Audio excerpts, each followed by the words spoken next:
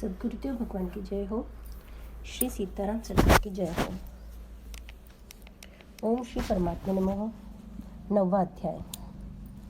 उसके उपरांत श्री कृष्ण भगवान बोले, हे अर्जुन, तुझ दोष दृष्टि रहित भक्त के लिए इस परम गोपनीय ज्ञान को रहस्य के सहित कहूँगा कि जिसको जानकर तू दुख रूप संसार से मुक्त हो जाएगा। यह ज्ञान सब विद्याओं का राजा तथा सब गोपनीयों का भी राजा एवं अति पवित्र, उत्तम, प्रत्यक्ष फल वाला और धर्मयुक्त है। साधन करने को बड़ा सुगम और अविनाशी है।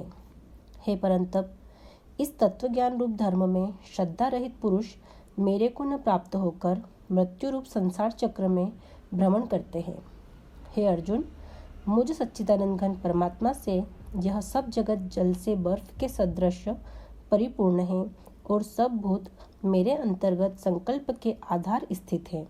इसलिए वास्तव में मैं उनमें स्थित नहीं हूँ और वे सब भूत मेरे में स्थित नहीं हैं, किंतु मेरी योग माया और प्रभाव को देख के भूतों का धारण पोषण करने वाला और भूतों को उत्पन्न करने वाला भी मेरा आत्मा वास्तव में भूतों में स्थित नहीं है।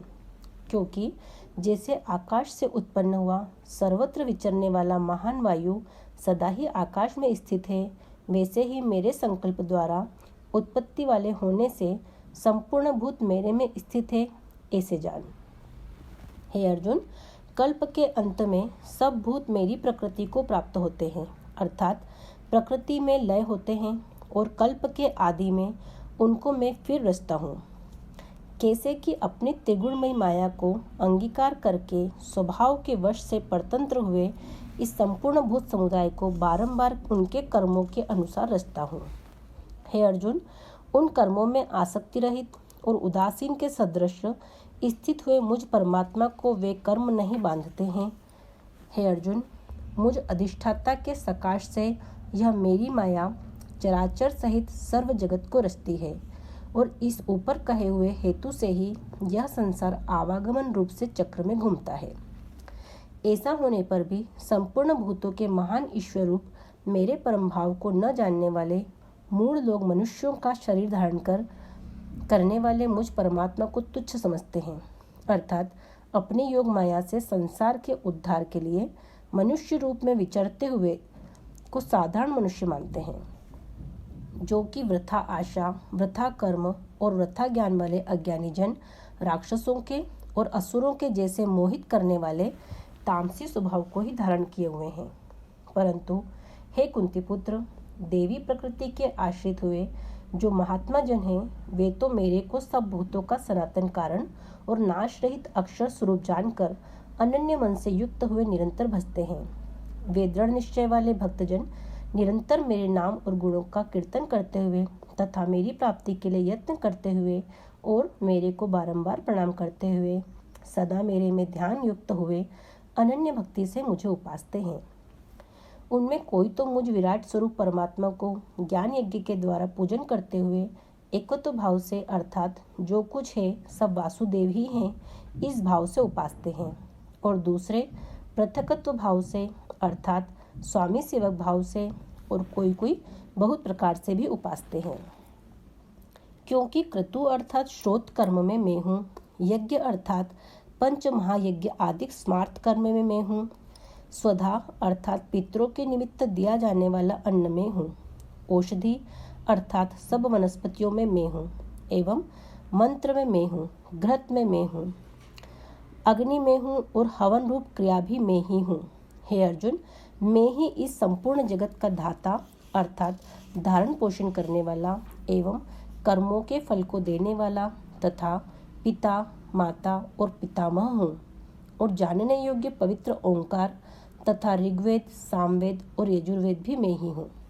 हे अर्जुन, प्राप्त होने योग्य तथा भरण पोषण करने वाला, सबका स्वामी, शुभ अशुभ का देखने वाला, सबका वासस्थान और शरण लेने योग्य तथा प्रति उपकार न चाहकर हित करने वाला और उत्पत्ति प्रलय रूप तथा सबका आधार निधान और अविनाशी कारण भी मैं ही हूँ। मैं ही सूर्य रूप हुआ तपता हूँ तथा वर्षा को आकर्षण करता हूँ और वर्षाता हूँ। और हे अर्जुन, मैं ही अमृत और मृत्यु एवं सत और असत भी सब कुछ मैं ही हूँ। परंतु जो तीनों वेदों में विधान किए हुए सकाम कर्मों को करने वाले और सोमरस को पीने वाले एवं पापों से पवित्र हुए पुरुष मेरे को यज्ञों के द्वारा पूज कर स्वर्ग की प्राप्ति को चाहते हैं, वे पुरुष अपने पुण्यों के फल रूप इंद्रलोक को प्राप्त होकर स्वर्ग में दिव्य देवताओं के भोगों को भोगते हैं। फिर वे उस विशाल स्वर्गलोक को भोग कर पुण्य क्षीण होने पर मृत्युलोक को प्राप्त होते हैं। इस प्रकार स्वर्ग के साधन रूप तीनों वेदों में कहे हुए सकाम कर्म के शरण हुए और भोगों की कामना वाले पुरुष बारंबार जाने आने को प्राप्त होते हैं, अर्थात पुण्य के प्रभाव से स्वर्ग में जाते हैं और पुण्य के क्षीण होने से मृत्युलोक में आते हैं। जो अनन्य भाव से मेरे में स्थित हुए भक्तजन मुझ परमेश्वर को निरंतर चिंतन करते हुए निष्काम भाव से भजते हैं, उन नित्य एक ही भाव से मेरे में स्थिति वाले पुरुष को योगक्षेम में स्वयं प्राप्त कर देता हूँ। हे अर्जुन, यद्यपि श्रद्धा से युक्त हुए जो सकामी भक्त दूसरे देवताओं को पूजते हैं, वे भी मेरे को ही पूजते हैं, किंतु उनका वह पूजना अविधि पूर्वक है, अर्थात अज्ञान पूर्वक है, क्योंकि संपूर्ण यज्ञों का भोक्ता और स्वामी भी मैं ही हूँ। परंतु वे मुझ अधियज्ञ स्वरूप परमेश्वर को तत्व से नहीं जानते हैं, इसी से गिरते हैं, अर्थात पुनर्जन्म को प्राप्त होते हैं। कारण यह नियम है कि देवताओं को पूजने वाला देवताओं को प्राप्त होते हैं, पितरों को पूजने वाले पितरों को प्राप्त होते हैं, भूतों को पूजने वाले भूतों को प्राप्त होते हैं और मेरे भक्त मेरे को ही प्राप्त होते हैं। इसलिए मेरे भक्तों का पुनर्जन्म नहीं होता। हे अर्जुन, मेरे पूजन में यह सुगमता भी है कि पत्र, पुष्प, फल, जल इत्यादि जो कोई भक्त मेरे लिए प्रेम से अर्पण करता है, उस शुद्ध बुद्धि निष्काम प्रेमी भक्त का प्रेम पूर्वक अर्पण किया हुआ वह पत्र, पुष्प आदि में सगुण रूप से प्रकट होकर प्रीति सहित खाता हूँ। इसलिए हे अर्जुन, तू जो कुछ कर्म करता है, जो कुछ खाता है, जो कुछ हवन करता है, जो कुछ दान देता है, जो कुछ स्वधर्म आचरण रूप तप करता है, वह सब मेरे अर्पण कर। इस प्रकार कर्मों को मेरे अर्पण करने रूप संन्यास योग से युक्त हुए मन वाला तो शुभ अशुभ फल रूप कर्म बंधन से मुक्त हो जाएगा और उनसे मुक्त हुआ मेरे को ही प्राप्त होवेगा। यद्यपि मैं सब भूतों में संभाव से व्यापक हूँ, न कोई मेरा अप्रिय है न प्रिय है, परंतु जो भक्त मेरे को प्रेम से भजते हैं वे मेरे में और मैं भी उनमें प्रत्यक्ष प्रकट हूँ। मेरी भक्ति का और भी प्रभाव सुन। यदि कोई अतिशय दुराचारी भी अनन्य भाव से मेरा भक्त हुआ मेरे को निरंतर भजता है, वह साधु ही मानने योग्य है, क्योंकि वह यथार्थ निश्चय वाला है, अर्थात उसने भली प्रकार निश्चय कर लिया है कि परमेश्वर के भजन के समान अन्य कुछ भी नहीं है। इसलिए वह शीघ्र ही धर्मात्मा हो जाता है और सदा रहने वाली परम शांति को प्राप्त होता है।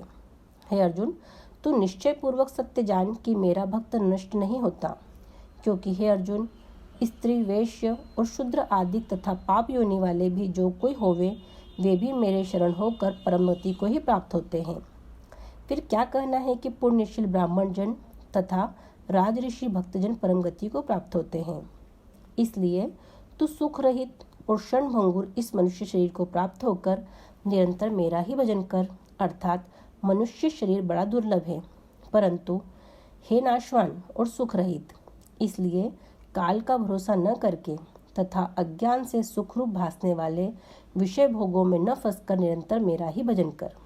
केवल मुझ सच्चिदानंद घन वासुदेव परमात्मा में ही अनन्य प्रेम से नित्य निरंतर अचल मन वाला हो और मुझ परमेश्वर को ही श्रद्धा प्रेम सहित निष्काम भाव से नाम, गुण और प्रभाव के श्रवण, कीर्तन, मनन और पठन पाठन द्वारा निरंतर भजने वाला हो तथा मुझ शंख, चक्र, गदा, पद्म और किरीट कुंडल आदि भूषणों से युक्त पीताम्बर वनमाला और कौस्तुभ मणिधारी विष्णु का मन, वाणी और शरीर के द्वारा सर्वस्व अर्पण करके अतिशय श्रद्धा, भक्ति और प्रेम से विवलता पूर्वक पूजन करने वाला हो और मुझ सर्वशक्तिमान विभूति, बल, ऐश्वर्य, माधुर्य, गंभीरता, उदारता, वात्सल्य और सूर्यदयता आदि गुणों से संपन्न सबके आश्रय रूप वासुदेव को विनय भावपूर्वक भक्ति सहित साष्टांग दंडवत प्रणाम कर इस प्रकार मेरे शरण हुआ, तू आत्मा को मेरे में एकीभाव करके मेरे को ही प्राप्त होवेगा।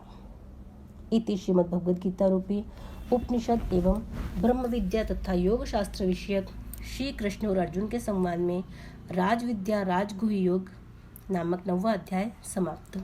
हरि शरणम हरि शरणम हरि शरणम।